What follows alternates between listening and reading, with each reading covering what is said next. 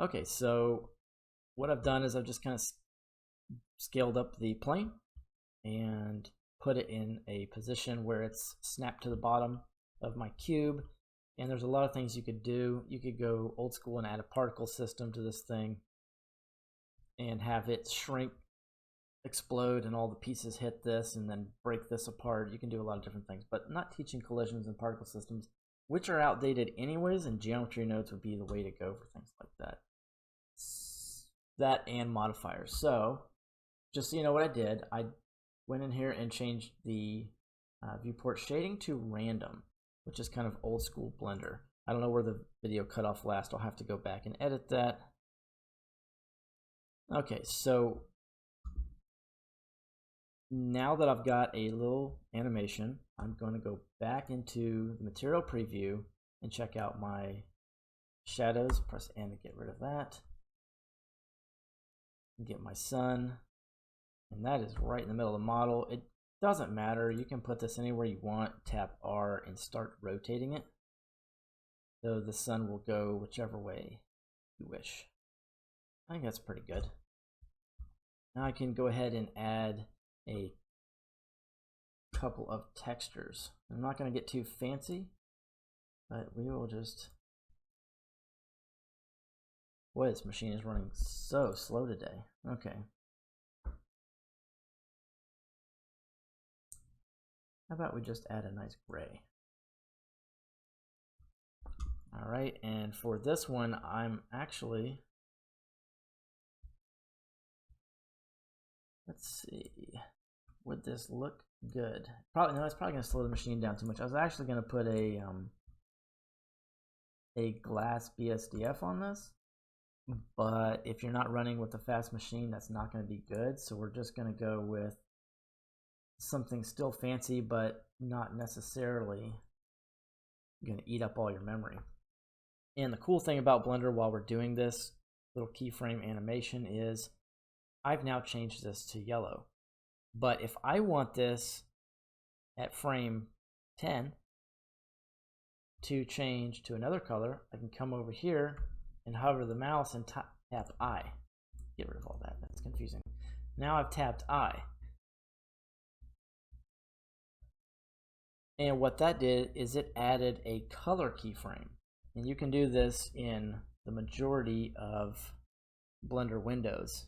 And then I can go not too crazy. You can do it sequentially if you want, like 10, 20, 30, 40, 50, 60, and add a bunch of different colors. But now just go to 40, and I can have this thing go to red. Tap I to insert a keyframe, and then go all the way to 60. When it's down there, you really can't see a lot anyways. We can make a little fake glass BSDF real quick and just go to white, and if you pull this slider all the way up, you'll get your perfect white. And then you can take light transmission, which if you pull this out, it doesn't say it, but you can pull this all the way up. All right, don't play with my soul here. Mess with my 3D modeling soul. All right. Technically, now if I turn down my roughness, that's going to be a glass BSDF, and it won't slow down your model. Now you can't see that unless you jump into the actual rendered view. And then since we were modifying shadows, you have to go back to the render properties and bring that back to cycles. Okay, so that looks a little crazy, but when it renders out, if you were to see that kind of close up, maybe even put a light inside of it, a nice little light emission, not going to do all that right now, that would look really sweet. And that's how you could make like a cockpit cover for a plane and things like that. And it almost gives like a distorted look to it. The glass BSDF, okay, I can't say that, I haven't had enough coffee, BSDF is a little bit more clear than this. Just seems like it to me, but that's fine. So, and then also when we're in cycles, just real quick, you want to set this to something reasonable. If you've got like a dirt slow machine, just do 3 samples. This doesn't need to be pretty. You're learning. You get a better machine, you get better at it. You want to put 4,000, 10,000 samples, then that's fine. And so real quick, the render output, your viewport is here. That's this setting. Your actual render's down here. And so if you were to change this noise threshold like 0.03, that's what you'll actually get. And then you could do that up here, 0.03.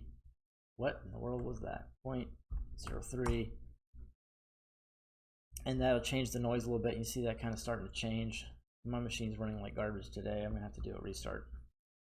That's good there. Okay, so now what we can do is go back to the EV engine, which is material preview. And let's hit play and see our color change as it's shrinking down. There you go. That's pretty neat. And the applications for this are endless.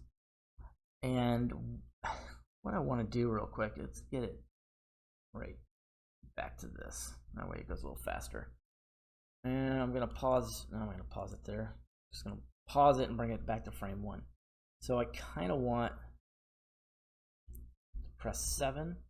Let's do a top view with a slight angle. That way you can kind of see some of the angles we've made here. And if you watch my bevel video and my snapping video, you can add just a little bit more detail to this. And especially if you go through my free interface video. All those are free on my website.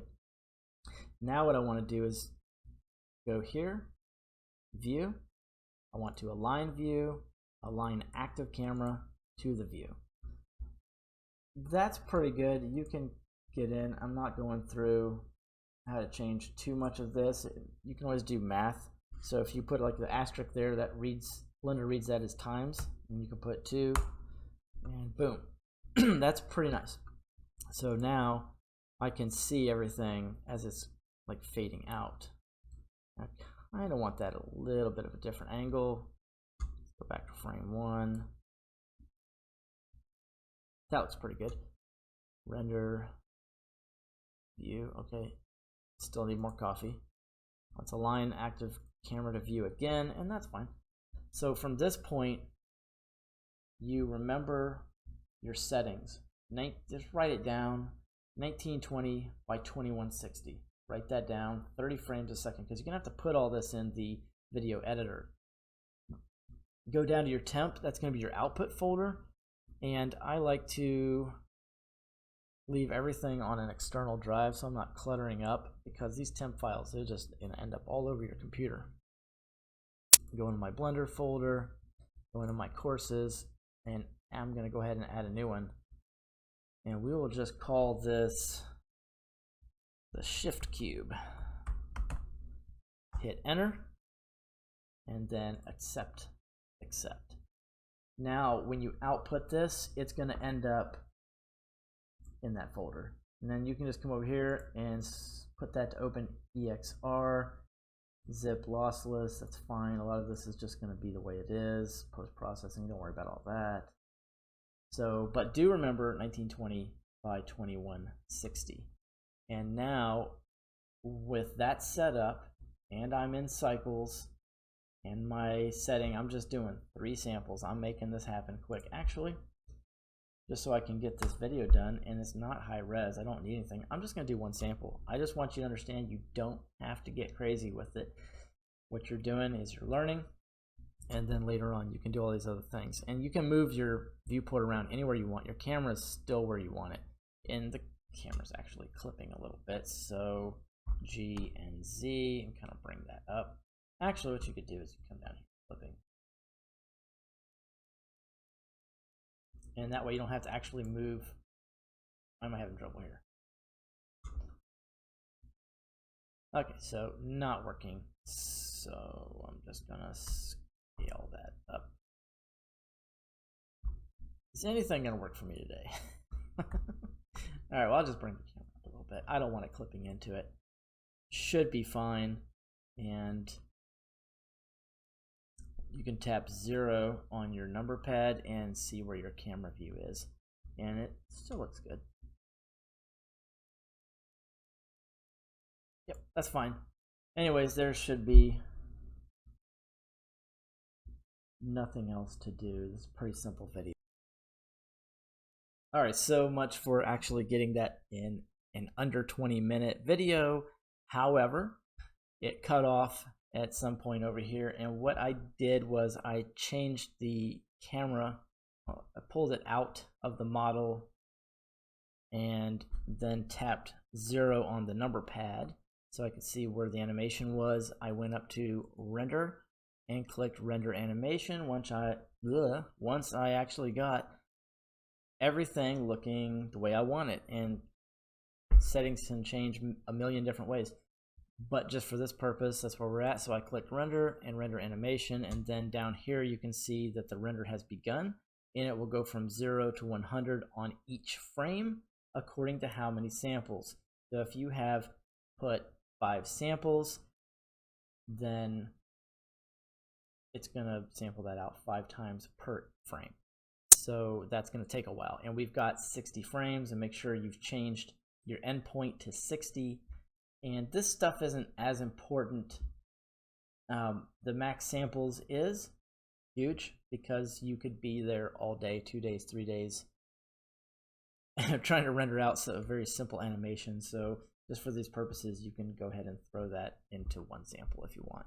And then on the other side over here, you'll see this window, and you'll see 0 of 1 on frame 1.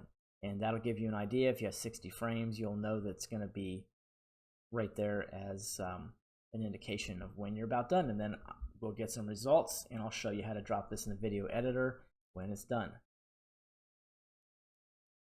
There we go. One little piece popped up. That's pretty neat shading. And so now it's going to go to frame 2 and do that one. And like I said, my machine's running dirt slow, and so we'll be back when we're back.